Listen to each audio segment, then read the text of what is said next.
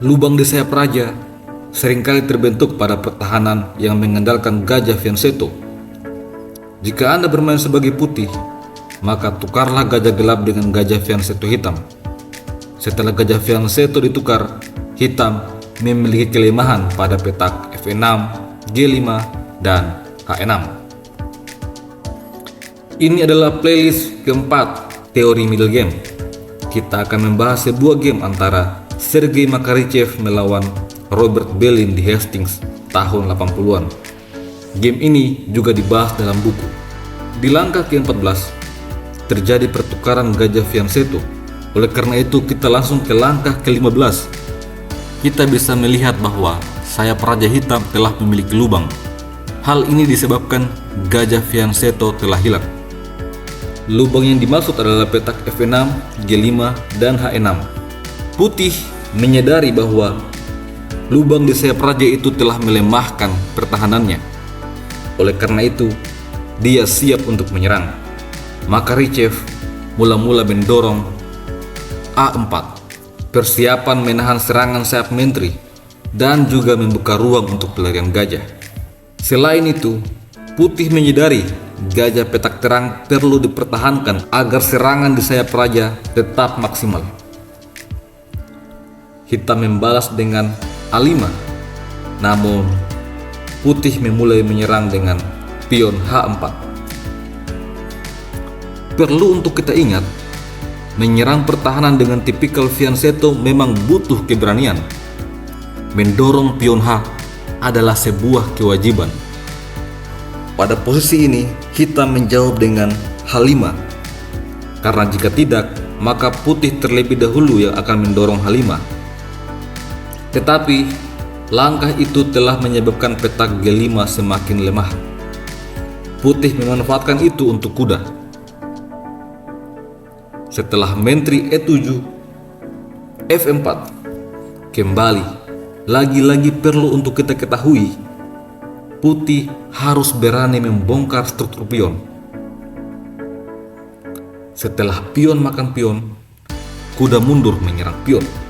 Sekarang kuda ini sudah siap terlibat membantu serangan. Hitam menarik mundur kudanya, namun kuda makan pion. Setelah C6, Makarichev membawa menterinya ke D3. Perwira terkuat sudah bermanuver. Pertahanan hitam akan semakin terancam.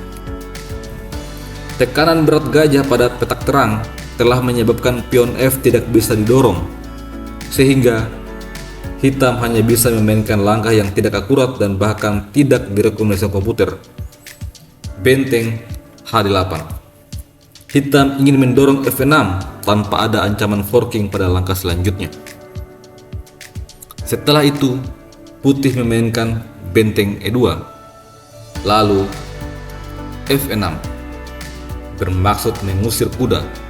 Tetapi kuda E6 skak, lalu kuda makan kuda, kuda makan kuda, kembali skak. Raja lari ke H7, benteng ke F1. Hitam kembali menantang pertukaran kuda. Kali ini Makarichev mengabaikan, dia mendorong E5. Belin memakan dengan pion D, pion makan, dan kuda makan kuda. Kelihatannya hitam unggul satu perwira. Akan tetapi pion makan pion menyerang menteri dan membuka tekanan benteng pada kuda. Hitam terlebih dahulu menteri C5 skak. Raja pindah ke H1. Kuda mundur ke F8. Di posisi ini, kelihatannya hitam unggul satu perwira.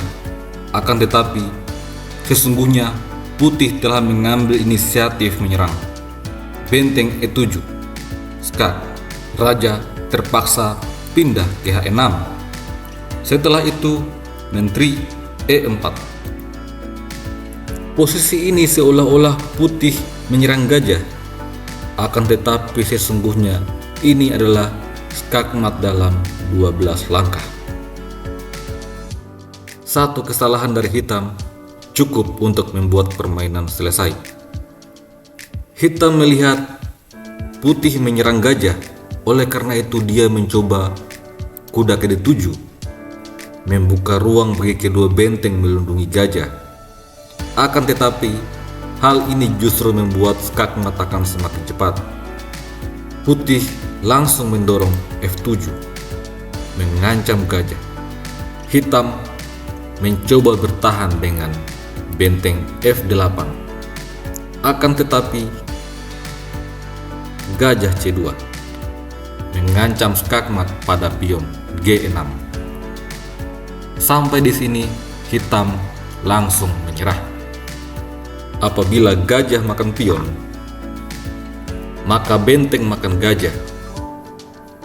Putih mengancam skakmat di dua tempat berbeda yang tidak akan mungkin bisa dihentikan oleh hitam. Apabila benteng makan pion, maka benteng makan pion, skakmat. Bagaimanapun juga, hitam tidak akan bisa menang.